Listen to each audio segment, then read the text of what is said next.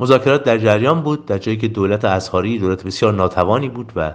کشور رو موج از اعتصابات فرا گرفته بود، اعتصابات صنایع نفت و گاز، و از یک طرف دیگه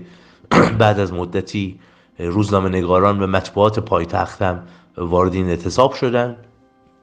به این ترتیب کشور فلج شده بود تقریبا. در اینجا شاه با اهرم اطرافیانش، یعنی با سرلشکر ناصر مقدم و یکی دو نفر دیگه، وارد مذاکره میشه با دکتر غلامحسین صدیقی، کریم سنجابی و بعداً مهدی بازرگان و همچنین با دکتر شاپور بختیار. همینطور که ما میدونیم ستن فوق الذکر قبول نکردن. دکتر صدیقی تنها کسی بود که مشروط پذیرفت این موضوع رو، گفت به اصطلاح نخست وزیری من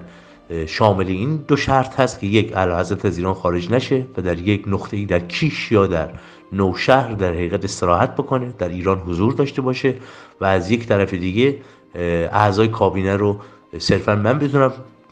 انتخاب بکنم و بگمارم بر مسئولیت ها، و از طرف دیگری هم یک شورای سلطنت تشکیل بشه که این شورای سلطنت در غیاب شاه از پایتخت از چهره‌های خوشنام ملی باشه که در واقع وظایف پادشاه رو بتونه انجام بده، و البته شهبانو هم میتونه عضو این شورای سلطنت باشه، چون این پیشنهادی رو به محمد رضا شاه داد و تا جایی هم کار مذاکرات پیش رفته بود که شاه به دلیل اینکه به شدت شتاب داشت که کشور رو ترک بکنه این پیشنهاد رو در نهایت نپذیرفت. اولین مخالفت شاه این بود که خب من تا زمانی که خودم در ایران هستم چه نیازی به شورای سلطنت هست،